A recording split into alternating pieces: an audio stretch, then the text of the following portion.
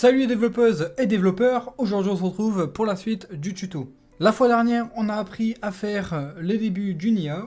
Donc on est actuellement en train de créer une IA qui va nous servir d'ennemi pour notre jeu 3D. L'IA pour l'instant comme fonctionnalité, si je lance le jeu, on va voir ça tout de suite, elle peut juste nous suivre.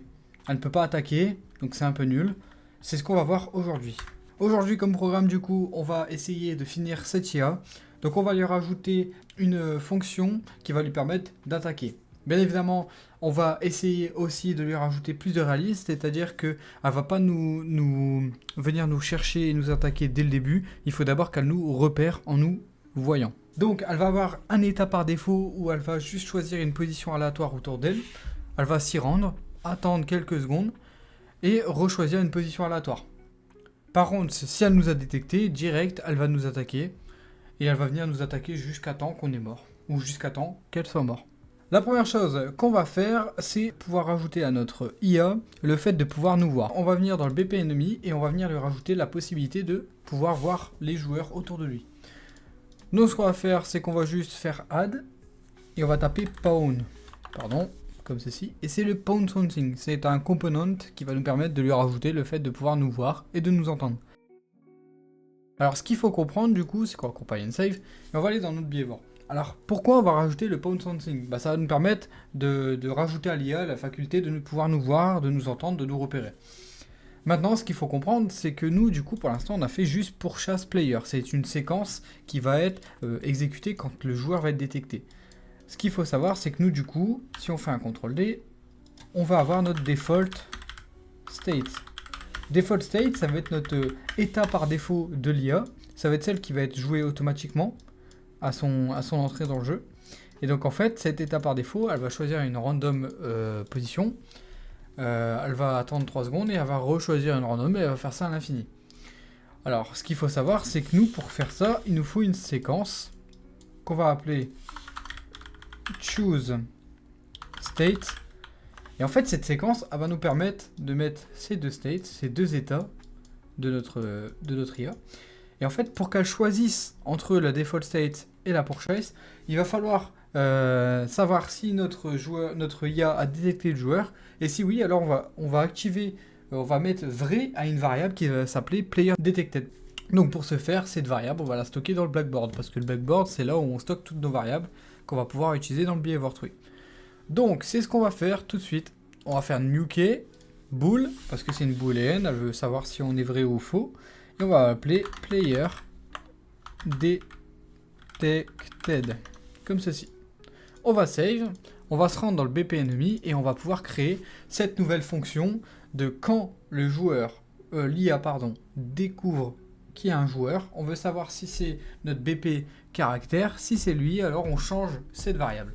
C'est ce qu'on va faire tout de suite. On clique sur le pawn something, donc sur le component, et on fait onCPawn. Cette fonction va nous permettre de dire, est-ce que l'IA a vu un joueur ? Là, le pawn, c'est le joueur qu'elle a détecté. Donc on va faire un cast to bp underscore caractère. Donc si c'est le player caractère qu'elle a découvert, alors du coup, ce qu'on va faire, c'est qu'on va faire un get AI controller. Parce qu'on veut changer la variable qui est dans le blackboard. Donc le AI controller qu'on veut récupérer, c'est celui de notre acteur, donc le self. Maintenant, on veut récupérer le blackboard de ce AI controller. Donc en gros, ce bb underscore enemy, on veut le récupérer. Et maintenant, à partir de ce blackboard, on va pouvoir faire set value as bool, et ça va nous permettre de changer la valeur d'une booléenne dans le blackboard. Le nom, c'est le nom de la variable booléenne qu'on veut changer. Donc on va faire un make literal name.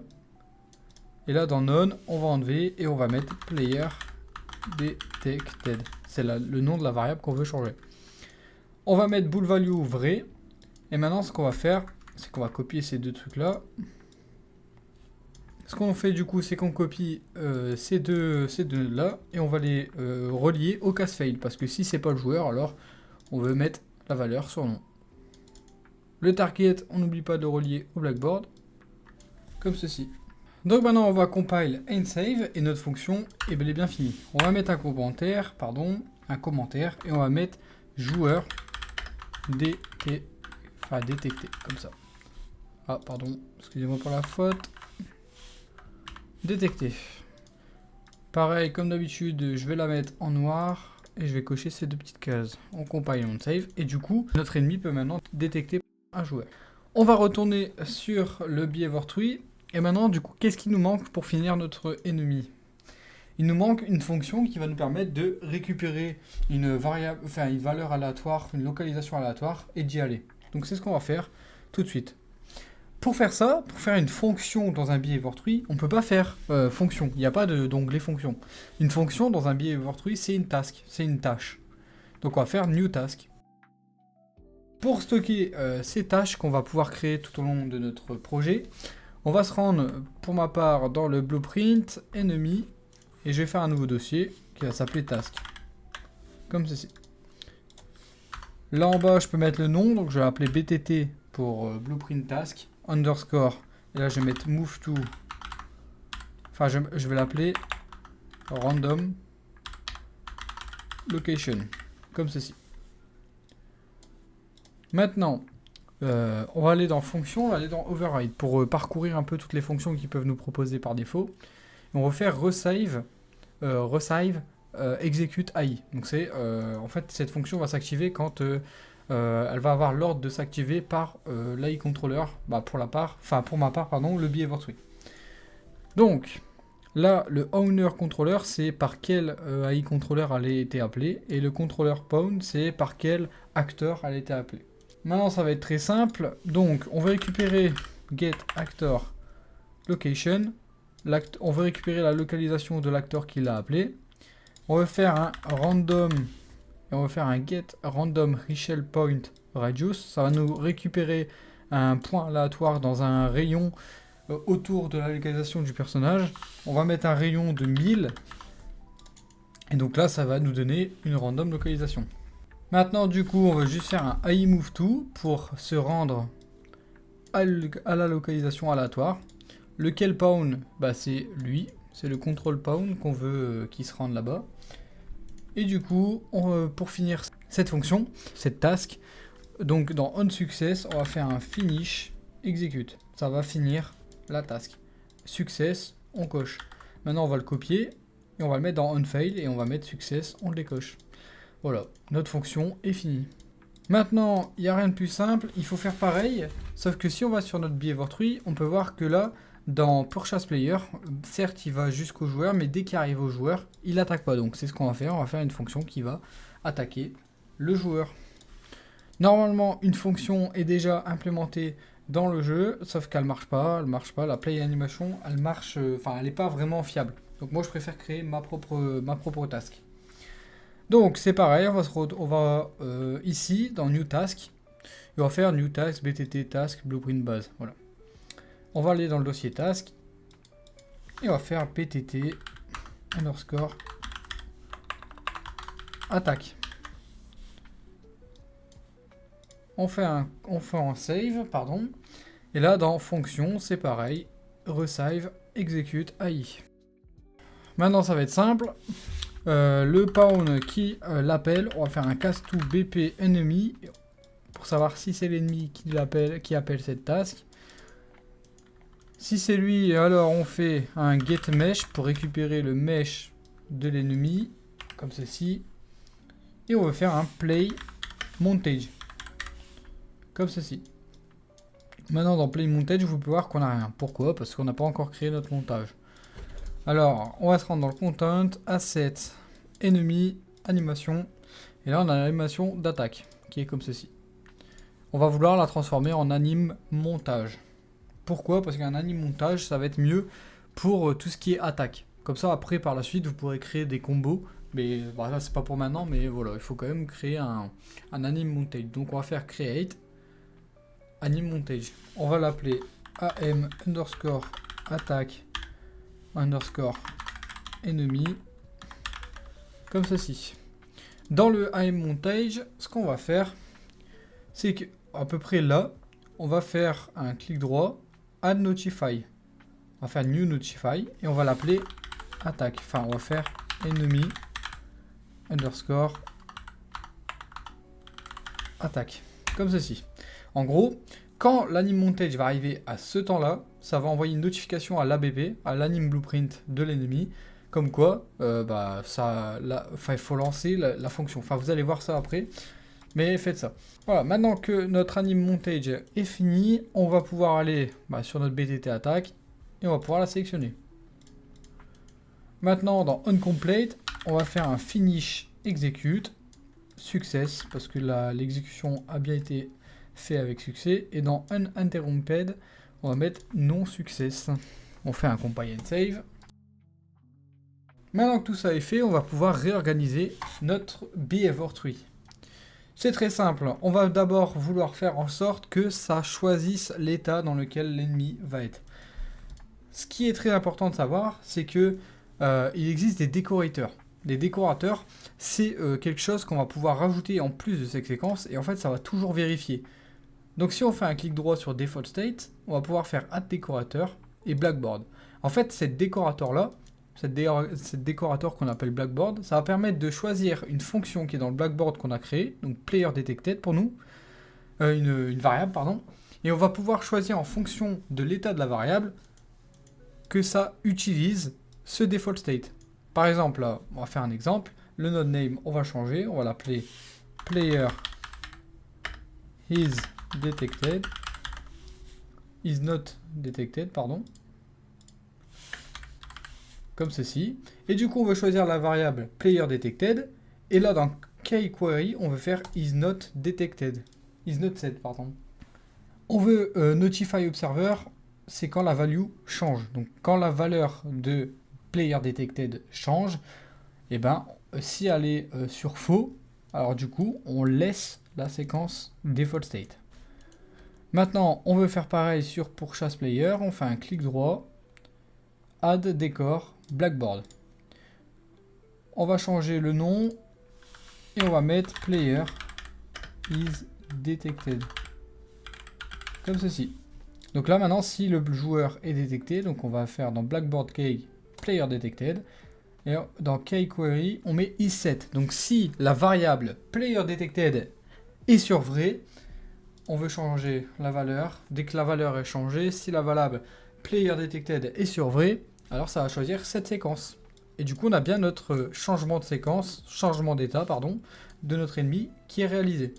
Maintenant, on va vouloir changer un peu tout ça, parce que là, pour l'instant, il peut juste move to. Donc, on va juste choisir notre BTT attaque, et donc là, si on suit la logique, il va aller jusqu'au joueur. Dès qu'il y a au joueur, il va l'attaquer. Comme ceci. Maintenant, pour notre état par défaut, c'est très simple. En fait, ça va faire un wait, et en fait, il va juste attendre. Et il va BTT random localization. Il va se rendre à une position aléatoire. Le wait, ça va être très simple, on va pouvoir changer quelques paramètres. Déjà, on peut mettre 1 seconde pour le wait time. Et le random déviation, on va mettre 4 secondes. C'est très simple à comprendre en fait. Le minimum de temps qu'il va attendre, c'est 1 seconde. Et après, ça va choisir entre 4 secondes de déviation. Et donc, ça peut être maximum 5 secondes d'attente. On a entre 1 et 5 secondes, pardon. Voilà, maintenant notre behavior est bien fini. Si on teste, on peut voir que notre IA, elle va bien se rendre à une position aléatoire. Là, elle m'a détecté et donc elle va se rejoindre vers moi. Elle va bien attendre. Pour l'instant, elle attend, c'est normal. C'est tout à fait normal, vous allez voir pourquoi.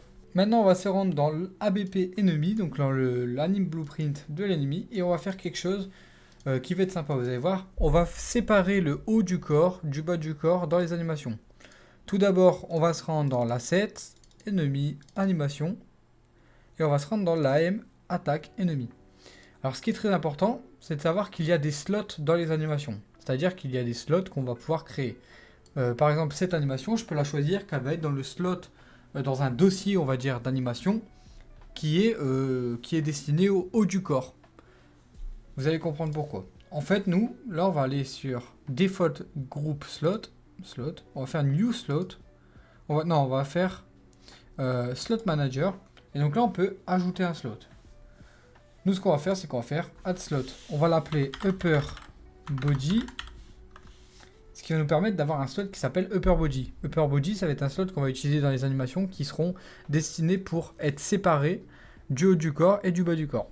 Donc là, on va faire Select, slot name upper body. Voilà, donc là on peut voir que du coup on a le default slot upper body qui est lancé. Maintenant si on retourne sur l'app, on va pouvoir faire quelques trucs. Donc dans Brain, dans le state machine qu'on a créé précédemment, il y a quelques tutos, on va faire un save cache pause. Ça va permettre de sauvegarder la pause de cette state machine. On va l'appeler sur default state, comme ceci. Maintenant qu'on a ceci, on va pouvoir faire un use default state. Ça va nous permettre d'utiliser cette pause qu'on a enregistrée. On va faire un layer blend. Le layer blend, ça va nous permettre de faire des combinaisons d'animations. Le retour, on va le mettre ici sur la output pause. Et donc dans ce layer blend, on va cliquer dessus et dans branch filter, on va faire un plus. On va dérouler et dans bone name, on va faire un spine. Là, ça va être l'os qui va séparer, les deux animations, qui va les regrouper. Nous, pourquoi j'ai mis spine? Parce que spine, en fait, c'est le milieu du corps. Donc si vous la regardez, vous allez dans votre skeletal mesh. Et en fait, si on regarde bien, spine, c'est bien le milieu du corps. Donc c'est là que je veux séparer mes deux animations. Enfin, que je veux les regrouper. Maintenant, ça va être très très simple. Dans Blend Pose 2, on va juste faire un use case default, enfin use pose default. Et on va la combiner avec notre default slot. Maintenant, dans default slot, vous allez aller là et vous allez sélectionner upper body. Comme ça, on va pouvoir récupérer notre slot upper body. On le met dans le blend pose. Et là, on peut voir que notre joueur est normal. Donc, il est bien en animation d'idle. Maintenant, on va juste tester. On va essayer de faire venir vers nous. Et on peut voir qu'il nous attaque. Là, il y a un problème, c'est que quand on clique sur le layer blend, il faut bien cocher Mesh Space Rotation. Il va pouvoir garder la rotation de son animation principale.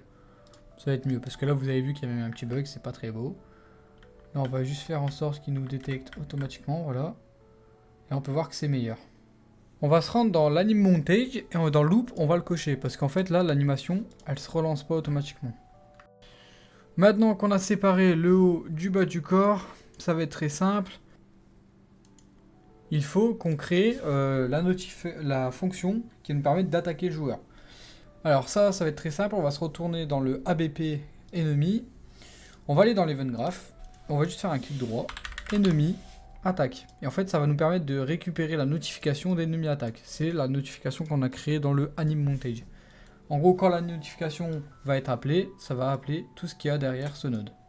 Du coup, là maintenant, il y a plusieurs trucs qu'on va pouvoir faire. C'est récupérer la variable enemy qu'on a créée.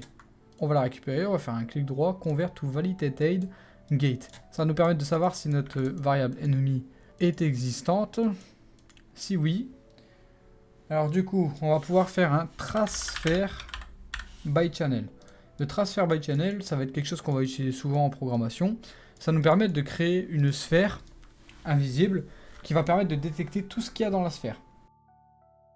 Ce qu'on doit faire par contre, c'est qu'on va devoir faire un get mesh sur le ennemi. Un get mesh, on prend un node au hasard, on supprime ce qu'il y a derrière. Nous, on veut juste le mesh. Maintenant, dans le mesh, on va devoir récupérer quelque chose. Mais tout d'abord, on va devoir le créer. Donc, on va se rendre dans le skeletal mesh de notre ennemi. Et là, on va devoir sélectionner un endroit, donc la main du joueur qu'on veut qui attaque. Donc, si votre ennemi, vous voulez qu'il soit gaucher, vous mettez la main de gauche. Donc là, je vais bien me mettre au milieu de la main. Ici, par exemple, le right and middle one. On va faire un clic droit, on va faire add socket. Un socket, ça va être quoi? Ça va être un emplacement où on va pouvoir ajouter quelque chose dedans. On va pouvoir récupérer sa position aussi. Et on va pouvoir ajouter, je sais pas, des armes ou d'autres choses. Nous, on veut juste le créer pour récupérer la localisation de cette socket. Ça va être là qu'on va faire spawn notre sphère. On va l'appeler end. Comme ceci. On peut retourner sur notre ABP et du coup dans Mesh, on va faire un get socket location. Maintenant, il veut le nom de la socket, donc c'est le end. Et ça va nous donner la localisation. Donc on va le mettre sur start and end. Donc là, ça va être l'emplacement de la sphère. Donc nous, on veut qu'elle soit au même endroit, la début et la fin. Parce qu'en fait, on peut voir que, vous allez voir par la suite que on peut étirer cette sphère. Mais nous, on veut pas l'étirer, on veut juste faire une sphère classique. Maintenant, le radius, c'est le radius qu'on va donner à cette sphère. Moi, je mets 50, personnellement. On va juste mettre en sorte qu'elle soit persistante pour qu'on puisse la voir. Maintenant, le out it, c'est les valeurs qu'elle va pouvoir nous retourner. Le return value, c'est est-ce que elle a détecté le joueur. On va faire un branch. Maintenant, du coup, si elle a détecté le joueur, on fait un cast to BP NE caractère. On veut savoir si c'est le BP caractère qu'elle a détecté. Dans le hit actor, on va venir relier le object. Maintenant, du coup, si c'est le caractère, on va pouvoir récupérer toutes les valeurs de la classe BP caractère et on va faire un setLife. SetLife, c'est la fonction qu'on a créée il n'y a pas longtemps. Dans l'ancienne vidéo, je la mettrai en description si vous voulez. Dans la vidéo sur comment créer un système de vie. Donc on récupère notre variable setLife et on veut faire subtract. Et le nombre de valeurs, on va mettre, je sais pas, 3. Pour enlever 3 de vie à chaque attaque. Maintenant, si on teste, on va voir que il y a bien une sphère qui est tracée, mais sauf que vous voyez qu'elle n'a pas été détectée parce que notre joueur n'a pas perdu de vie. Alors ça, c'est normal. Vous allez aller dans votre BP caractère. Pourquoi? Parce qu'en fait, votre caractère n'est pas fait en sorte pour qu'il soit détecté par des joueurs des sphères traces. Donc on va dans BP caractère, et on va dans Viewport, et on va cliquer sur BP caractère. On va aller tout en bas. Il y a une catégorie qui s'appelle Collision. On va cliquer sur Collision Preset et on va faire Custom. Là, dans Visibilité, on va mettre Block. Pour qu'en fait, tout ce qui est sphère trace soit bloqué. On va faire pareil sur tous les components où on peut. Donc là, pareil, Custom, Block. Pareil pour la row, non, on peut pas. Pareil pour ça, donc Custom, Block. Pareil pour le Spring Arm, bon, le reste c'est bon, on peut le faire. Du coup, maintenant, si on teste, normalement, notre joueur va être détecté par la sphère. Par la sphère que l'ennemi va tracer. Voilà, on peut voir qu'à l'envers, et j'ai bien perdu de la vie. Le problème, c'est que l'ennemi attaque qu'une seule fois. Ça, c'est vraiment un problème. Bon, j'ai fait une petite pause dans le tuto. Normal, parce que j'avais en fait un petit problème. Quand j'ai fait les tests pour le tuto, ça a bien marché. Et en fait, j'ai fait un petit problème dans la vidéo. Voilà. Si je relance, on peut voir que l'IA est dans son paramètre par défaut. Elle va me détecter.